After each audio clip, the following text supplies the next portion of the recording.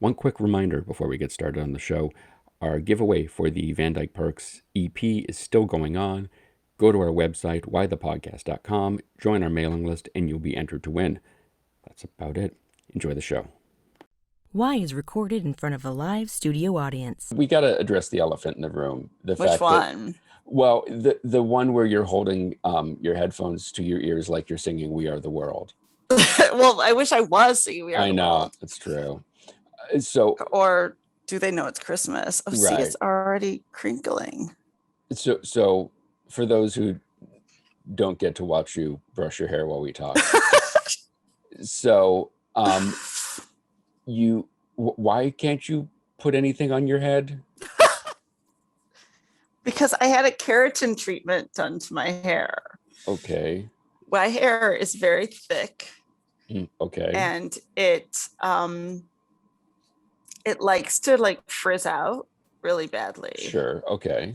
And so I realized after many years of trying to get the frizz to go away and just complaining about it all the time, That must be enjoyable for everyone around you. Straighten my hair. Okay. But with this particular keratin treatment, you cannot put a crease in your hair for 3 days, which means no ponytails, no headphones on top of my head, no headbands. Not that I ever wear a headband. So can I ask what seems to be the obvious question? And maybe it's because when I wake up in the morning, my hair looks like Bob's Big Boy. But how do you sleep without creasing your hair? With a satin pillowcase. Well, duh. But do you not put the pee under your mattress for the next 3 days? He is always under my mattress. I'm a princess. What do you expect?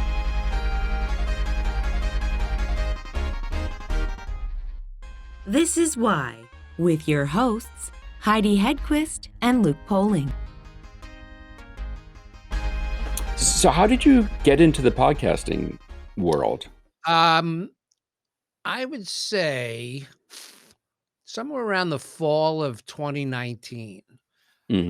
I've been acting 50 years. So, actors periodically go through a dry period. It all depends on, what movies you're in, and it's very complicated. Or theater. I mean, those are the three worlds I obviously concentrated in, was theater and movies and television. And I directed some and I wrote some. But I was on January 1st of this year. It was I would have finished my 50th year. So, or January 1st of 2020 was the beginning of my 50th year. And I just wasn't getting anything interesting. It was really quiet. And then once COVID hit, that was the end of that. Although I did 2 episodes of Succession, the HBO show, which was great. And that was a COVID job. I mean, everybody had masks and plastic visors and stuff. But I would say I was just sitting around thinking about it. What would I talk about? What would interest me? What am I interested in? And somebody had asked me, what do you miss since it's been a long time? I said, I miss the conversation. I miss sitting around talking with creative people who have more than just a life as actors or writers and directors, but it was such a part of what I did.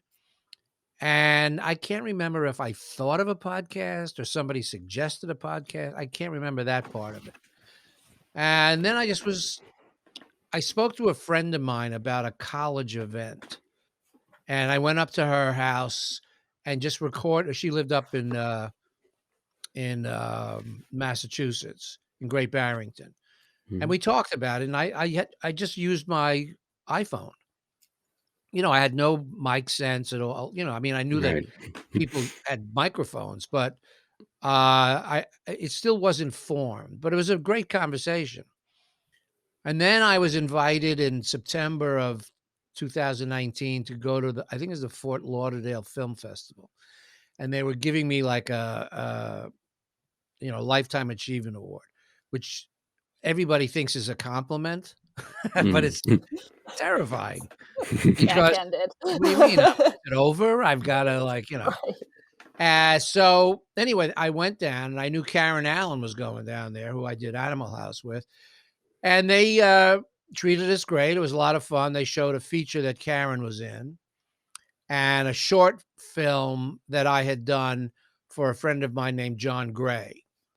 So they were going to premiere the short and show Karen's film. And we were having dinner one night and I was explaining to her that I think I'm going to do a podcast. She said, "What is it? What's it going to be?" I said, in my imagination, it's having 10 people to a fantastic dinner and all the guests are amazing. Of course, the problem is you can't talk to all the guests. Right. So if you're lucky, you can talk to one. And that was the idea. The idea would be I'll do 10 episodes. Each episode was the equivalent of a guest at a dinner party. And conversation would be the central conceit. And, what if you were a listener, that you could, the best would be you're listening into a conversation you can't believe you're listening into because it's intimate. It's with two people you find interesting who are sharing some kind of insights about how their life has gone in their respective fields. And at the time, she said, "What are you calling it?" I said, "Well, I think I'm going to call it the emes." She said, "What is that?" I said, "Emes is Yiddish for truth." And I first heard it in a Lenny Bruce routine with my father, who used to bring Lenny Bruce records home. And you can imagine what went on in the house listening to that. Oh, yeah. But it was brilliant. And he was, this was probably 1957, 58, 59. So I'm 10, 11. And I heard him use that phrase, he would end some bit that he did and say, "And that's the emes." And I just thought, I've always loved that word. And so that's what I was going to call it. So my wife, who writes crime fiction, said, "Yeah, that's a great title. The problem is you're going to have to explain it to everybody on each episode."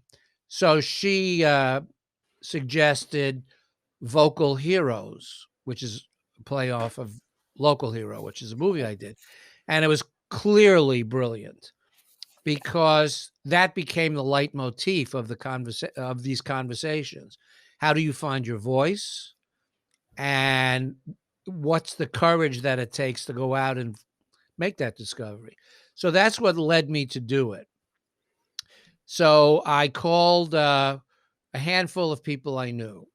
One was Matthew Goodman, who wrote a book called The City Game about the City College of New York 1950 basketball team, which was made up of only Jews and blacks.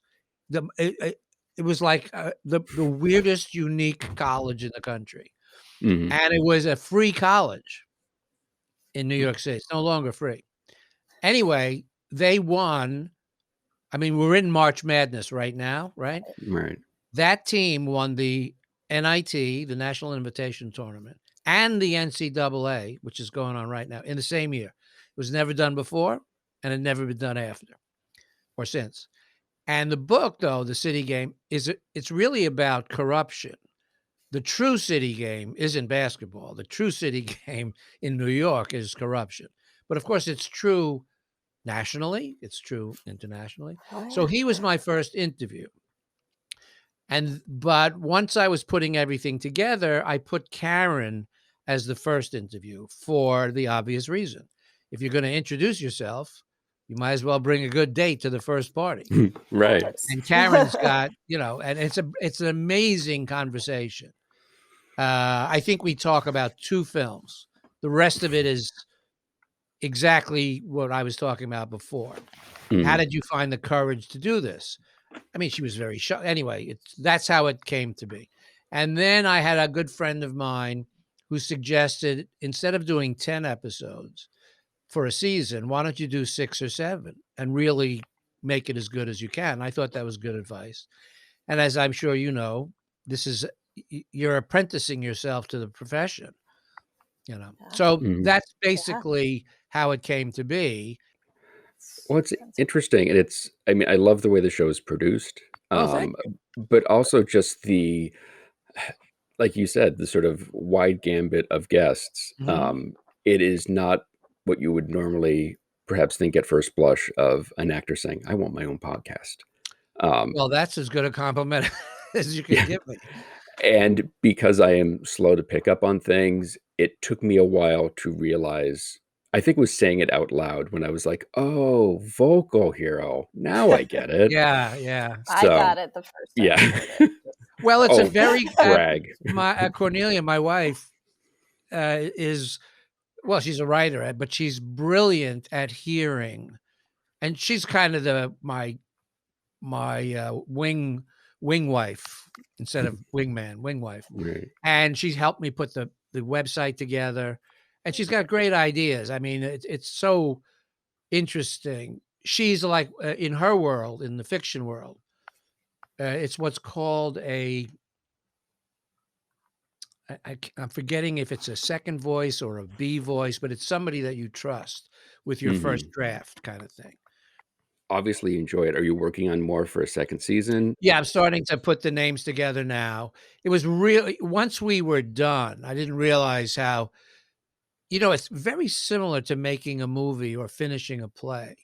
You don't realize how much energy and stress goes into it. I mean, you guys Mhm. would because you're doing it. But after every job I've ever done, there's a tremendous combination of one, wow, we did it, and two, I'm really going to miss these people, Mhm. especially if, and I don't mean because it's a hit. It's just it's such an intense experience over such a short time. I mean, the theater is is a very stressful situation, which you have to unlearn. You have to learn how to relax in the most ludicrous, unrelaxing situation because you're standing in front of 800, 1,000 people, or 200 if it's off Broadway, whatever. And my experience was, as I became better at this, was learning how to relax. And of course, the movies are different because the intrusion is mechanical. So it seems not particularly intimate, but it's totally intimate. So it's all Mhm. about that. So as I don't, having Cornelia make that connection in terms of vocal heroes was just, as soon as she said it, I went, okay, that Cross that It's off the perfect. list. Yeah, yeah. it's perfect. We needed her when we came up with our show, our first Yeah, one. Well, We seriously. need her I now. liked the why. We we love it, but Yeah. it's not great for search when you're first starting out, though. And But all my that's the years in thing, marketing. yeah, because I saw that there was one that had 2 Ys. Uh-huh. I'm Yeah. sure you saw all of Oh but Oh, yeah. we cursed them all.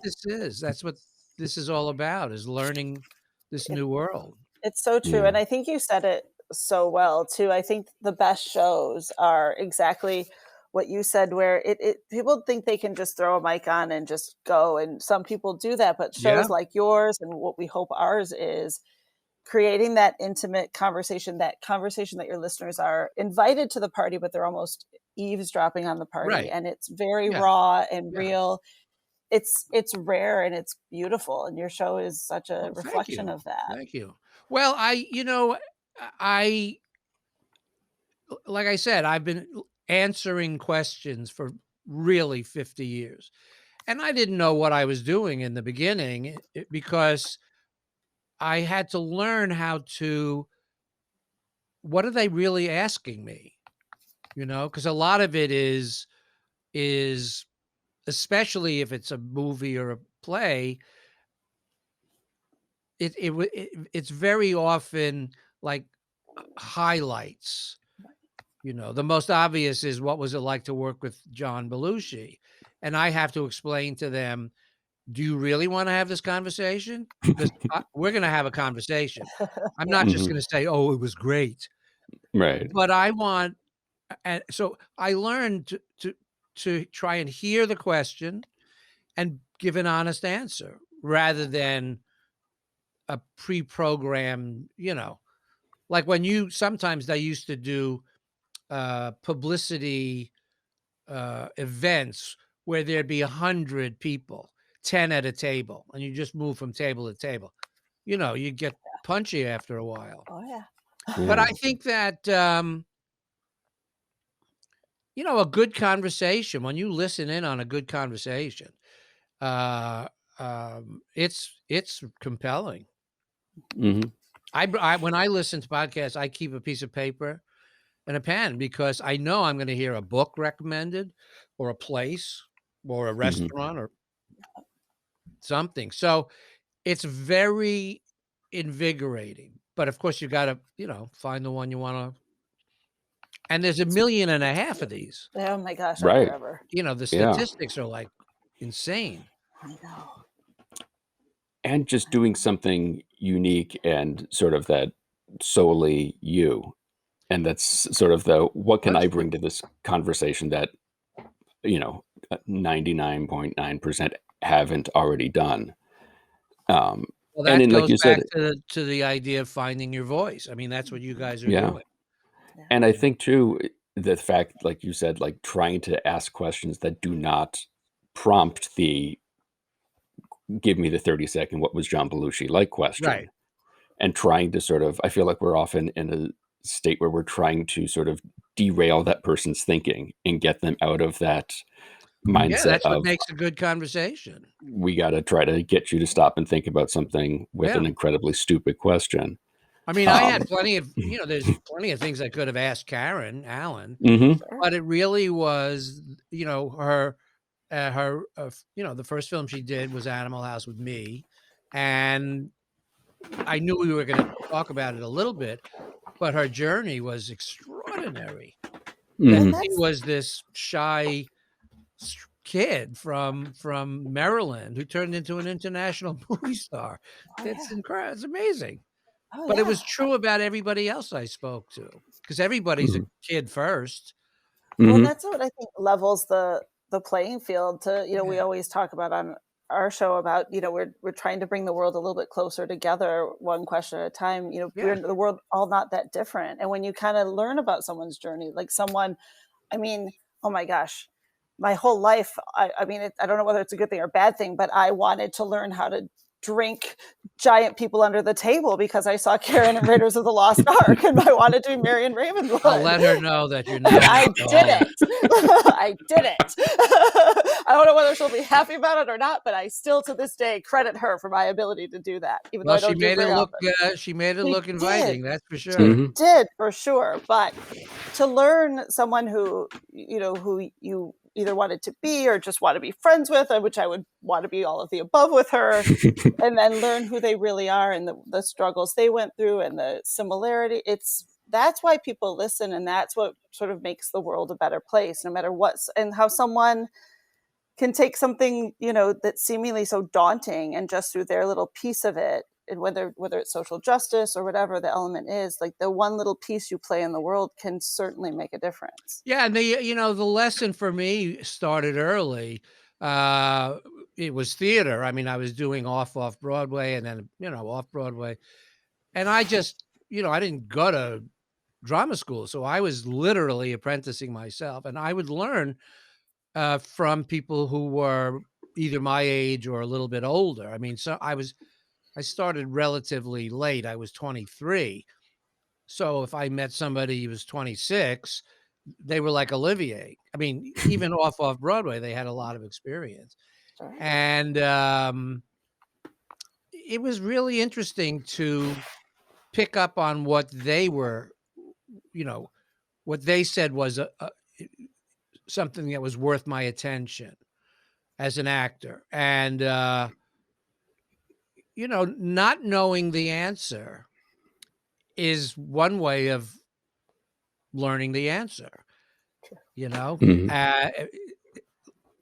learning how to say, I don't know, because there's a lot of why questions, which is good. I mean, isn't that the eternal joke about kids? Right. Why? Right. That's the first thing they say, to the point of exhaustion. Right. Now, I feel like the past year and a half, it has come sort of full circle for me where I feel like the key to adulthood is being able to say, I don't know, and being okay with that answer from other people Yes. and knowing that's not coming from a place of ignorance. Yeah.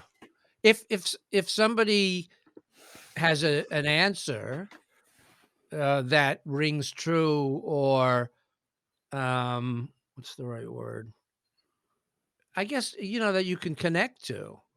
Mhm. But I remember as a boy, I felt compelled to have answers all the time. I thought that was my responsibility, Right. and my father, we were living in a small town out of Manhattan called Ardsley in the county of Westchester.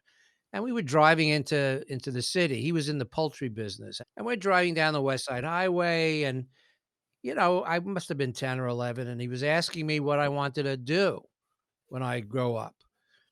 And what are my interests? What are you interested in? And the answer I gave him was the answer I thought he wanted. I Mhm. probably said reporter. I probably said lawyer. I just was making stuff up. I Right. didn't have a Sure. clue. I mean, Right. outside of wanting to play professional baseball, Sure. but that was a boy's dream back then. Yeah. So we're traveling, and he said, and after a while, I said to him, prompted by this question, I said, "Do you think I'll ever have an original idea?" He said, "What?" Whoa. I said, "Do you think I'll ever have an original idea?" He said, "Why do you ask that?" I said, "Well, I feel like whenever the teachers ask questions in class, I feel like the answers I'm giving them are the answers you and mom have been talking to me and my sister about, my sister Eleanor." And he paused and he said, "Well, original ideas are very, very, very rare. Most of them have been spoken for." And I went, "What? What do you Great. mean? That's horrible." He said, "I didn't say you weren't going to have an original idea. I said, you have to understand what original means. It's very, very rare." And I said, "Oh, okay. No, that sucks." And then he said, "However, if you are going to have an original idea, you probably are going to have to learn how to say no, N-O, and I don't know, K-N-O-W." And I said, Why?" He said, "Well, people are going to ask you to do things in your life that you probably shouldn't do. So you have to learn how to stand up to them and say no. And people are going to ask you a lot of things that you don't know fuck all about. And you are going to have to learn how to say, I don't know, because you'll seem like a fool." And I thought, well, it took me 10 years to even come close to understanding what he meant, but that was as good a gift as a parent could give a kid, Yeah. because Yeah. I think that's what has kept me not so much in the game of theater, but just, hanging in there. Because as an actor, you're a commodity. You're basically waiting to see whether you're gold or orange juice or sugar or, whatever it is. And those things, like in the marketplace, go up and down. Mhm. And anyway, that's my Well, and it's also philosophical. well, it's also, I think, too, trying to keep your love of the art form Yeah. going. I mean, like, sometimes you'll be doing something like Local Hero that is a beloved project, and other times you're doing something that is, for circumstances, you're there and you don't necessarily fall in love with it. But how do you keep that love as your through line through it all, especially 50 years? Like, that's Yeah. a Well, lot of time to be certain about things. yeah, I think that's a great question. I think, like I said, I just did these 2 episodes of Succession, and I worked with Jamie Cromwell and the young man who's forgetting his name right now.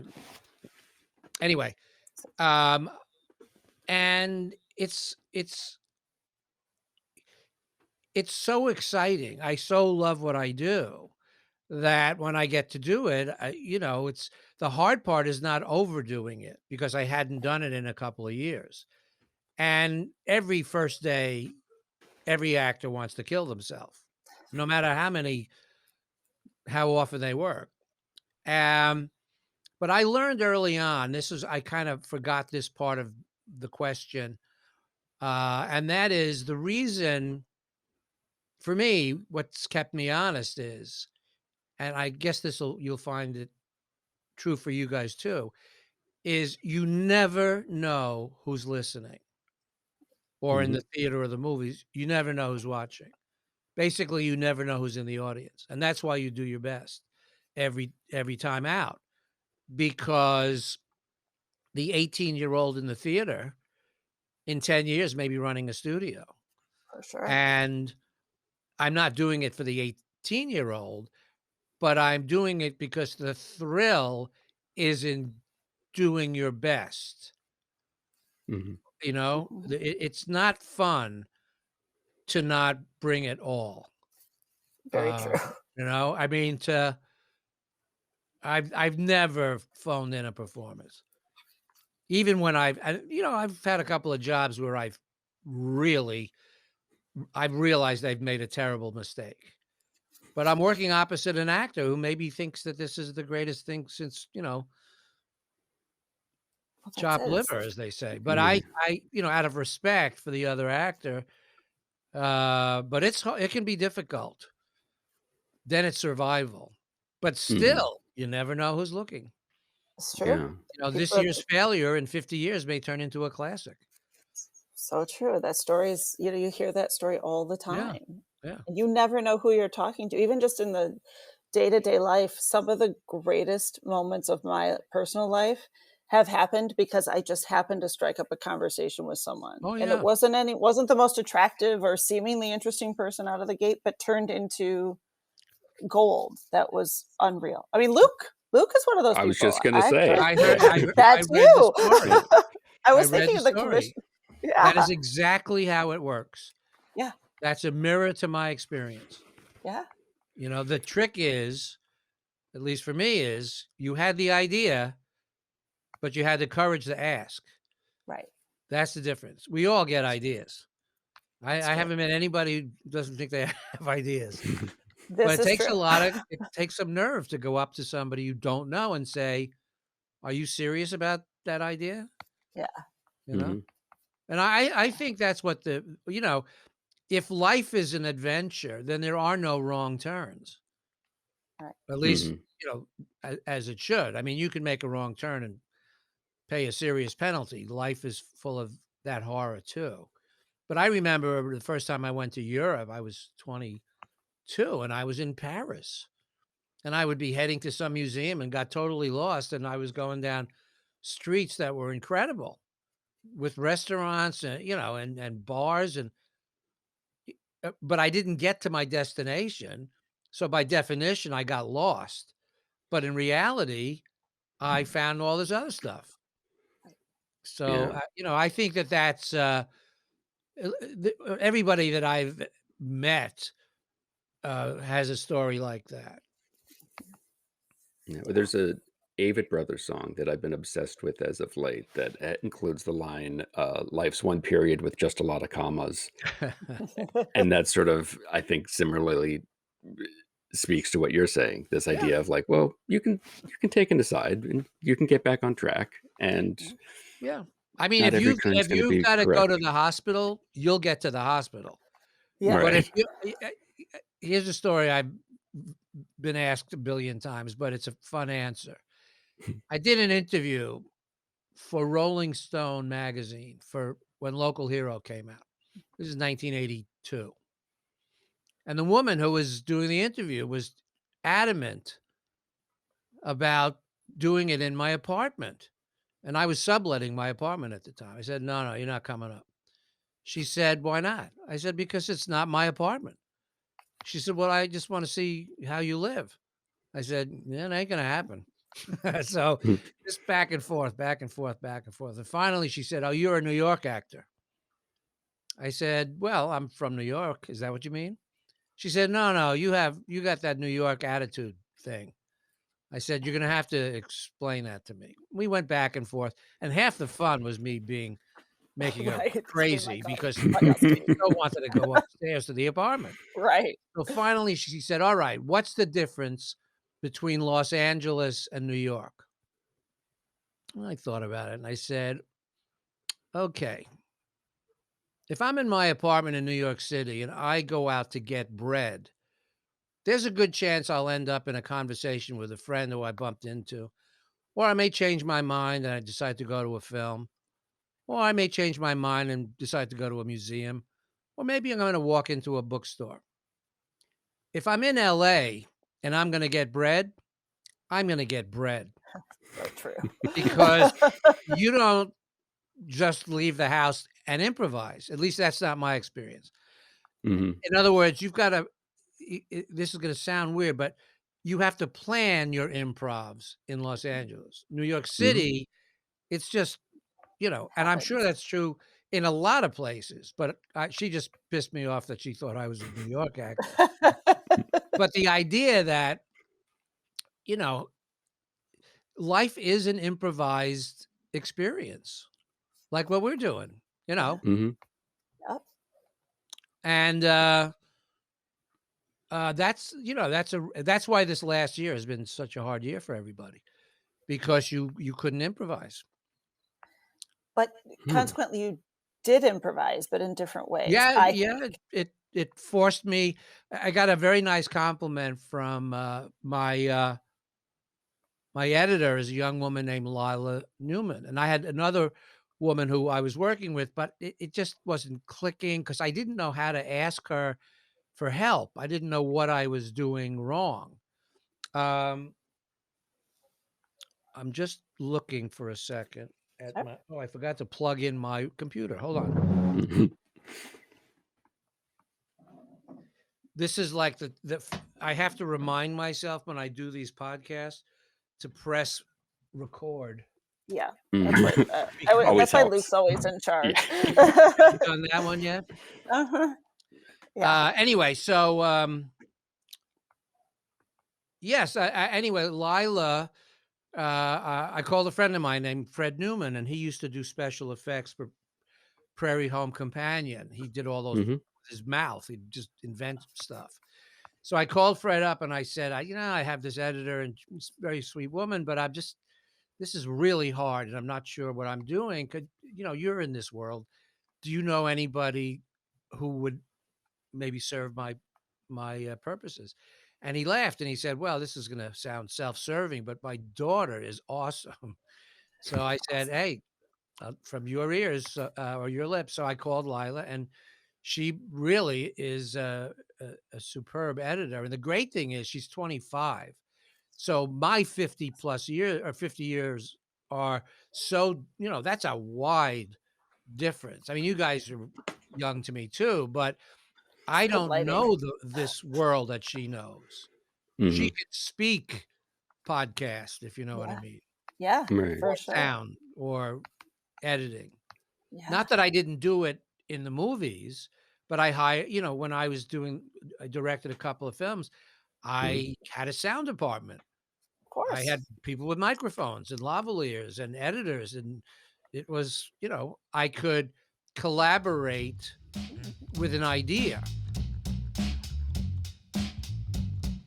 Vocal Heroes can be found wherever you get your podcasts, and for more information, you can check out Peter's website, vocalheroes.com. You can follow us on all the various socials. Our website is whythepodcast.com and has all sorts of additional stories and videos. It's also where you can sign up for our newsletter.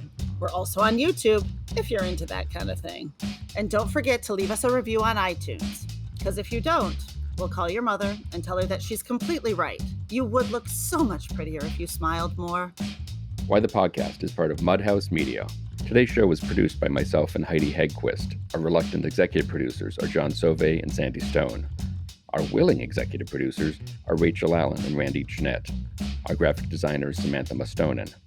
The theme song was performed by the Electrosynth-O-Magnetic Polyphonic Orchestra. This one's for Philippe. Thanks for joining us. Flash, we're coming home.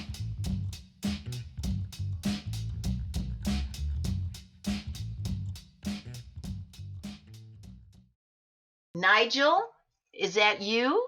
Are you here, Nigel?